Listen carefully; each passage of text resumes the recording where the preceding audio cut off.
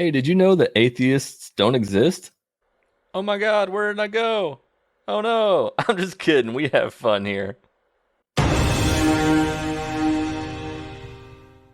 I'm Kevin Crow. Welcome back to the Jesus Unfollower YouTube channel. If you've run into religious people online or in person even, you might have heard them say, "The fool says in his heart there is no God."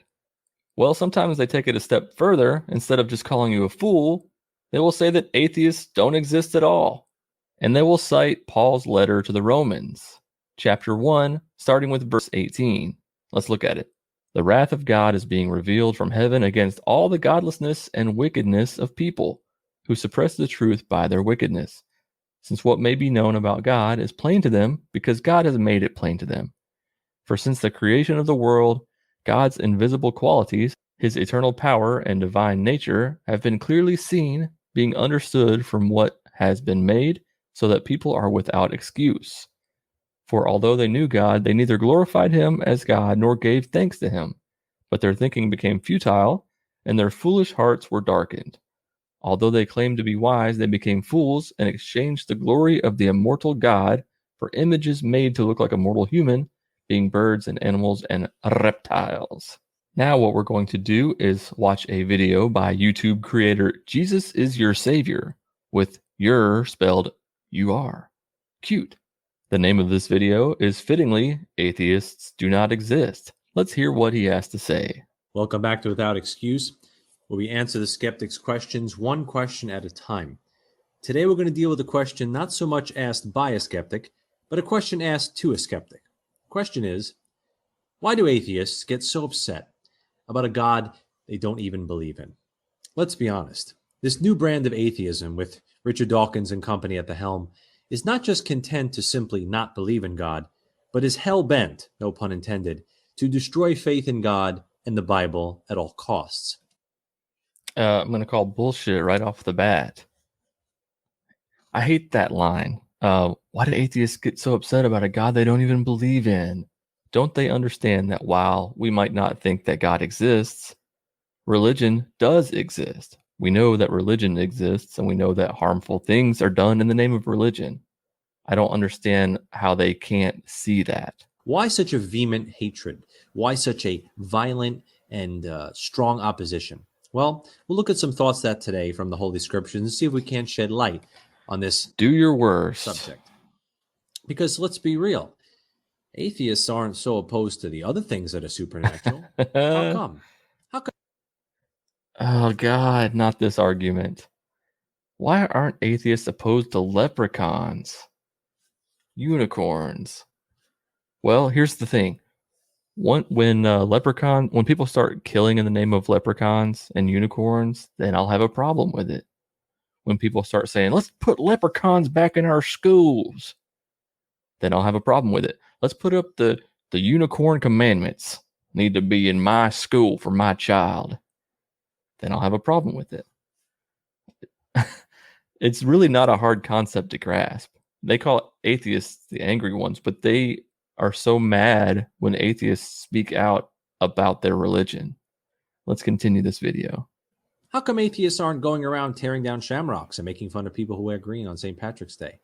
Have you ever seen an atheist like Sam Harris speak out against girls' lunchboxes with unicorns on it? We know these things don't exist. How come there isn't such a violent, vehement reaction against them? Why is it that Jesus Christ reserves? How is this so hard for them to understand? I guess I'm seeing why this YouTube channel only has 200 subscribers and has been around for like 10 years. The true scorn of the new atheist wing? Well, let's look what the Bible has to say.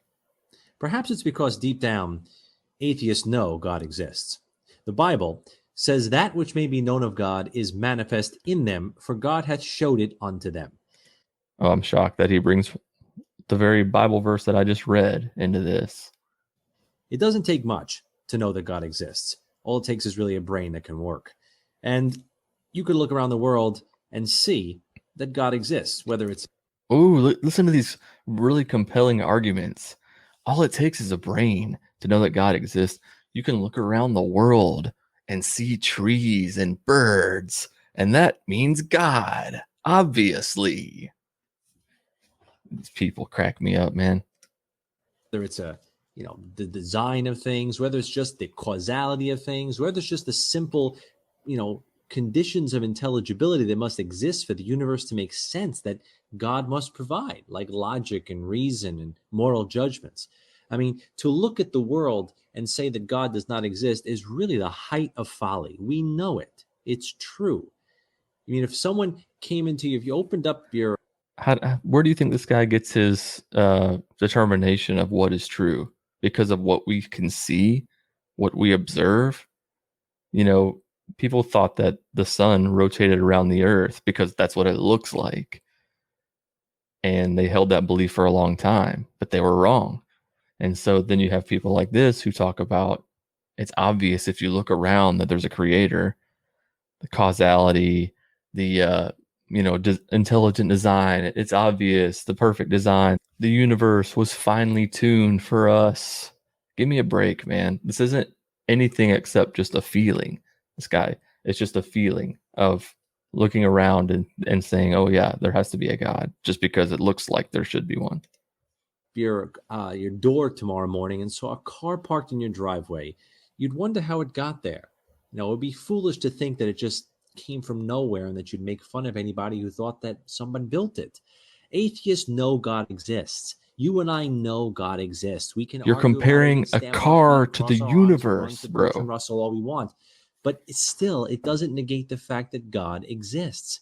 But what happens is this verse right before we just read speaks about why do I do this to myself? He just compared a car ending up in the driveway with the universe. A car which we know is made because people make cars, because we see people make cars, because people are paid to make cars. So yes, we would know that if a car was in your driveway, that it didn't just end up there somehow. Although, like strong winds, tornadoes, there's a higher chance that a tornado would have picked up the car and set it down in this person's driveway than an intelligent being create the universe. Ungodliness and unrighteousness of men who hold the truth in unrighteousness. You see, sin clouds our heart, clouds our mind, clouds our judgment. Sin in our own heart obscures the fact that God exists. It precludes us from knowing God and knowing that we know God exists because we love our sin more than we love the truth. But Jesus Christ said, I am the way, the truth. Did Jesus say that though? Or did some people write that in a book and say that Jesus said it though? Do not see God or claim that they do not see God because they are steeped in their sin. They are darkened by the foolishness of their own heart, of their own wicked heart. This guy seems really upset that people don't believe. Is the reason why an atheist may say, oh no, I don't know God exists.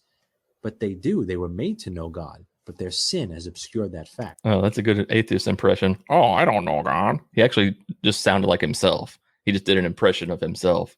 How silly is that to make fun of atheists for actually seeking out the truth and not being convinced by words written in a book decades after Jesus supposedly lived, if he even lived at all. And these words are being attributed to Jesus. And people today still believe them as being the actual word of God. Make fun of atheists for really saying, I don't know. Like, I don't believe in God. Why should I? And their answer is, oh, you know that God exists. I don't. I honestly don't. But because your book says that I do, you think you can be arrogant like this and just tell me what I believe. Really? An atheist couldn't know anything without the God of the Bible. I mean, here we have an atheist like Daniel Dennett who throws around truth claims like, they're nothing. How does an atheist make a truth claim? How does an atheist even know anything without the God of the Bible? How could you know anything is true? Think about it. How could you know anything is true if the absolute God of the Bible were not real? How could we know that anything is true if God of the Bible weren't real? There are some things that we can know is true, like 2 + 2 = 4, mathematics, things like that. But what he's talking about here are moral truths, I believe. There is no such thing as objective moral truths. How could you have logic if we are mindless matter and energy?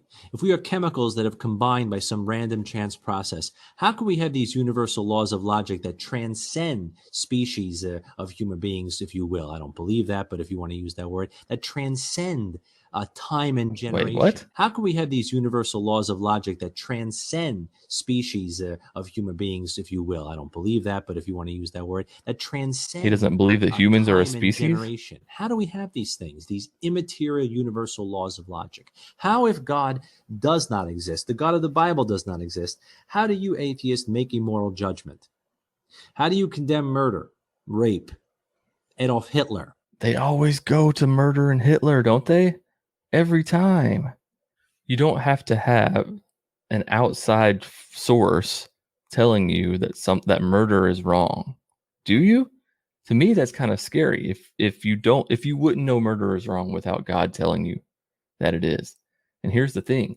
Even God's morality is subjective because he slaughters people, but then he tells other people not to do it. So is that really objective morality anyways?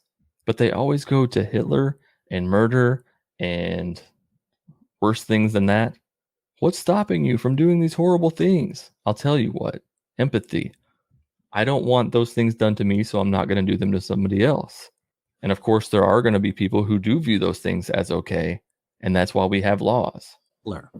Genocide, cruelty. How do you have any basis in an atheist universe to say that your relative thinking should be imposed on anyone else? You couldn't have a society if you had atheism really in control. You'd have chaos. How do you do science experiments? How do you presume that the laws of science will be uniform tomorrow as they are today? Okay, yeah, I'm going to stop this video. This guy, it makes no sense whatsoever. I can't listen to any more of that crap, but that's the kind of stuff that we deal with. People saying that atheists don't exist, that we can't possibly have morals without a God, and the arrogance for them to say that we know that God exists. We really do know. How can you expect to have a good conversation when one of the parties enters the conversation telling the other side what they know, telling the other side what they believe? That's really disingenuous, and the conversation is going to go nowhere. It's very arrogant to take texts from the Bible and throw them at atheists and say, well, it says right here in my book that you really do believe, that you really do know the truth. I understand that they think that that is the truth, but they can't come at me and assert this is definitely the truth and you have to accept it. If the tables were flipped and I had texts from another religion that said there's no such thing as Christians, and I told them that, how do you think they would react? Oh, it says right here in this book, there's no such thing as Christians, that you really know that there's not a God. So sorry, what you believe is irrelevant and invalid. They wouldn't like that very much, don't you think? It's just easier for them to be able to dismiss what I believed and say, nope, you never really believed that. You were never really one of us. If you're an atheist watching this and you used to be a Christian, how insulting is that to you? How insulting is it to be told that all those years that you spent believing in God, worshiping God, are not valid, that you were never really a real Christian? Because if you were, then you never would have left. And you really do know that God exists deep down, but you just love your sin. And that's what you want to spend your life hiding from God and just enjoying your sin and pretending that God doesn't exist. How insulting is that to you? Paul wrote this in Romans. Paul wrote these verses, and he wrote this letter to the Romans. And this is a guy who never met Jesus in the flesh. Now, he says that he met Jesus. He says that he had a vision and, met Jesus that way, but why should anyone believe that? So these words that he wrote nearly 2,000 years ago is a gotcha for atheists. If I were going to write a book and I wanted people to follow closely the words of the book and I wanted to act like they were divinely inspired, I think that I would probably include a verse or two that says that everyone really does believe. Everyone really does believe this. I think that I would probably include a verse about how in the last days there are going to be scoffers and mockers and people who laugh at you. Wouldn't you include those verses? It's like a covering your own ass kind of thing. Hey, let's write this book that is going to be what we call the truth. And then let's also include in this book another part that says, hey, there are going to be people who are going to laugh at this and scoff at this and mock this. If we include that part, then the people who reject our ridiculous claims are going to be the ones who look bad, because it's like, hey, look, see, we told you this was going to happen. I'm going to write a book about flying purple elephants. And in this book, I'm going to say, if anybody doubts the existence of flying purple elephants, they're wrong. And there are going to be those who doubt the flying purple elephants. This is going to confirm that, in fact, the flying purple elephant is coming back. These are the last days. See how easy that is? Christians think that atheists are the ones who are delusional, that we really know that God exists, but we don't want to accept it. So am I alone, or do other atheists actually exist? If you're an atheist, say hi in the comments below. Let me know that you're real. Let me know that I'm not alone in this. If you like this video, then make sure to like this video, if you know what I'm saying. I'm trying to hit 1,000 subscribers by the end of the year, so if you hit that subscribe button, it would go a long way. I really appreciate it. If you want to support what I'm doing and give more of a voice to the atheist community, you can do so at patreon.com/JesusUnfollower. Until next time, let logic and reason guide the way. Peace out. Oh, and check out this video right here. Check it out, damn it.